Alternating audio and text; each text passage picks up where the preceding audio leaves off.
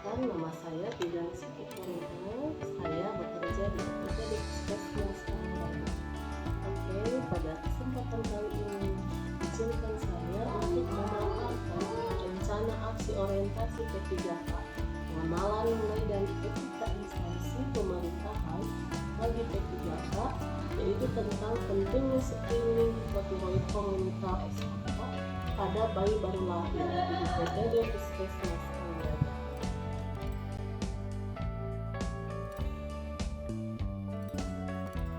Baiklah, sekarang di sini adalah penerapan, yaitu berdasarkan peraturan Lembaga Administrasi Negara Republik Indonesia, yaitu nomor 15 tahun 2020 tentang pengembangan kompetensi pegawai pemerintahan dengan perjanjian kerja, pasal 31 mengamanatkan instansi pemerintah wajib menyelenggarakan orientasi bagi P3K. Pengembangan kompetensi tersebut perlu dilakukan sebagai pengenalan dan penyediaan informasi mengenai nilai-nilai aparatur sipil negara diberikan sejak awal penerimaan P3K dalam proses orientasi. Sekarang di sini ada maksud dan tujuan. Maksudnya, penyusunan laporan kegiatan orientasi pengenalan nilai dan etika instansi pemerintah P3K Kabupaten Cirebon ini, yakni memberikan informasi bahwa pelaksanaan kegiatan orientasi pengenalan nilai dan etika instansi pemerintah bagi P3K di UPTD Puskesmas Tangerang dan Dinas Kesehatan Kabupaten Cirebon terlaksana dengan baik tanpa ada kendala, serta dapat menyelesaikan tugas sesuai dengan instruksi dari hari pertama sampai akhir dengan optimal. Yang kedua yaitu tujuan umum.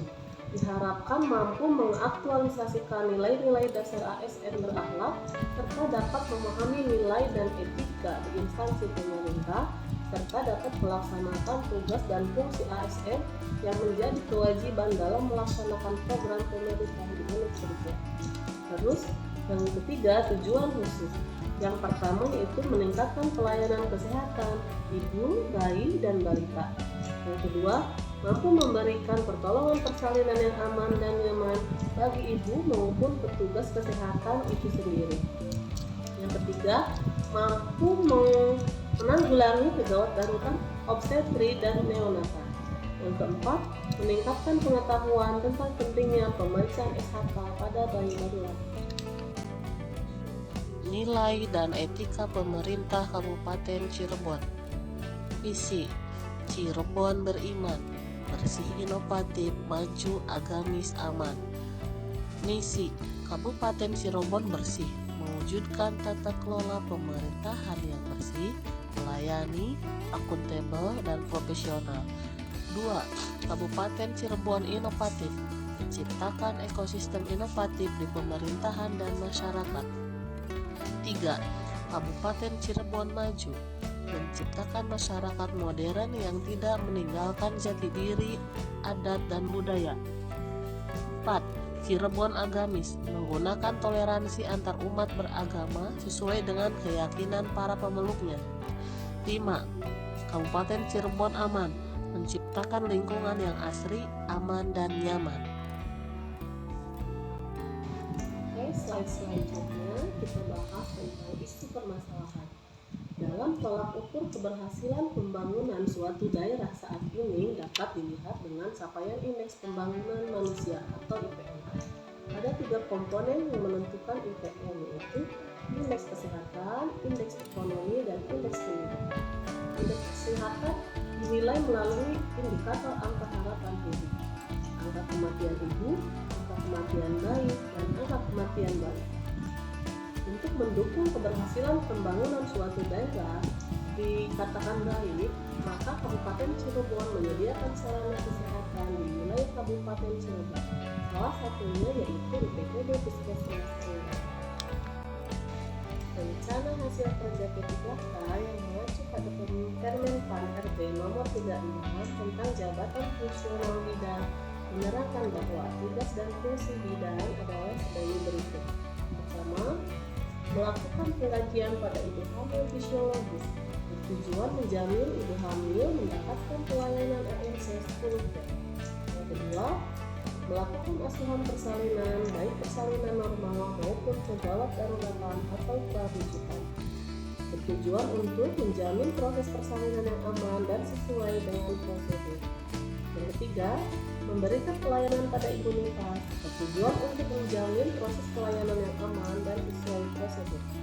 Yang keempat, melakukan asuhan pada bayi baru lahir, tujuan untuk menjamin proses pelayanan yang aman dan sesuai prosedur. Yang kelima, memberikan KIE tentang kesehatan pada individu atau keluarga sesuai dengan kebutuhan untuk mengetahui tingkat pengetahuan masyarakat. Yang keenam, melaksanakan program pemerintah, salah satunya yaitu pemeriksaan screening hipotiroid kongenital atau SHK. Baiklah, di sini kita lihat di sini ada beberapa grafik ya. Pada tahun 2024, jumlah kematian bayi mengalami peningkatan yang sangat drastis. Bisa kita lihat dari tahun 2020 sampai 2024 itu mengalami peningkatan. Yang tadinya 2020 134, 2021 104 kematian, 2022 72 kematian, 2023 158 kematian, dan di 2024 227 kematian pada bayi. Dan kematian pada bayi ini salah satu penyebabnya yaitu kelainan kongenital. Dari uraian grafik tadi, salah satu penyebab kematian bayi adalah kelainan kongenital. Kelainan kongenital bisa disebabkan salah satunya adalah terjadi hipotiroid kongenital atau HK. Hipotiroid kongenital adalah kurangnya produksi hormon tiroid pada bayi baru lahir. Hal ini dapat terjadi karena kelainan anatomi kelenjar tiroid atau kekurangan iodin. Lebih dari 95% bayi dengan hipotiroid kongenital tidak memperlihatkan gejala sama sekali saat dilahirkan. Kalaupun ada, itu sangat samar dan tidak. Nah, sekarang gimana caranya untuk meningkatkan derajat kesehatan atau menurunkan morbiditas kematian pada bayi baru lahir? Yaitu salah satunya dengan cara program screening hipotiroid kongenital atau SHK. Apa itu screening hipotiroid kongenital? Yaitu screening atau uji saring yang dilakukan pada bayi baru lahir untuk memilah bayi yang menderita hipotiroid kongenital atau yang bukan penderita. Dampak penyakit hipotiroid kongenital dapat menyebabkan gangguan pertumbuhan dan perkembangan secara permanen. Jika sudah menunjukkan gejala seperti tubuh cebol, lidah besar, bibir tebal, hidung pesek, pusar menonjol, kesulitan bicara, dan keterbelakangan mental, maka pemeriksaan itu sudah terlambat karena itu sudah terjadi pada bayi. Maka dari itu, kelainan kongenital bisa di-screening pada saat bayi lahir. Sekarang, walaupun program screening ini sudah dimulai dilakukan oleh pemerintah, tetapi angka cakupan screening hipotiroid kongenital di Indonesia masih rendah, yakni kurang dari 2%.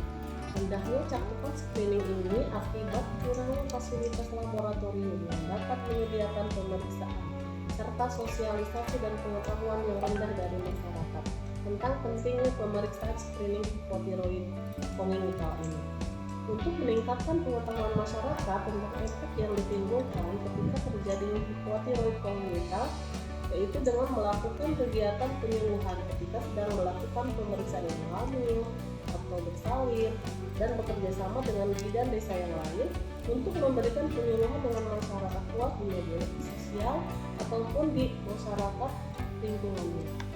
Di sini ada gambar ketika saya melakukan penyuluhan SHK saat posyandu. Baiklah, sekarang di sini ini ada dokumentasi waktu saya melakukan kegiatan kunjungan nifas dan sekalian melakukan screening pengambilan sampel darah pada bayi yang lahir.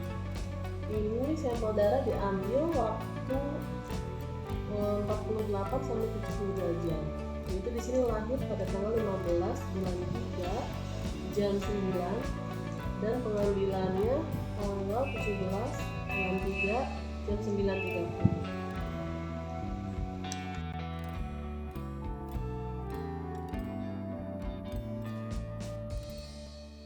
Baiklah, sekarang kesimpulan.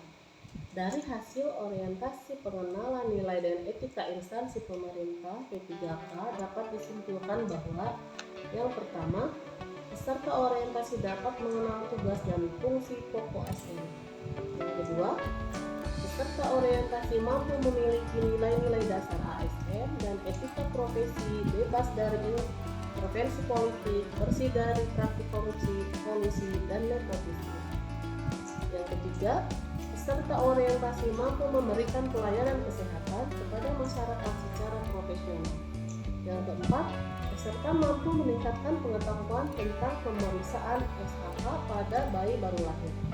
Dengan tersusunnya rencana aksi perubahan ini, diharapkan setiap unsur dari satuan kerja benar-benar berkomitmen dan profesional dalam pelaksanaan kegiatan sehingga dapat merealisasikan apa yang telah ditargetkan. Sekian pemaparan dari saya. Itu saja yang dapat saya sampaikan dari hasil kegiatan orientasi yang saya lakukan. Mudah-mudahan kedepannya bisa menjadi lebih baik lagi, menjadi ASN yang tanggung jawab, disiplin, dan profesional di bidangnya. Kurang lebihnya saya mohon maaf. Undur diri. Billahi taufiq wal hidayah. Wassalamualaikum warahmatullahi wabarakatuh.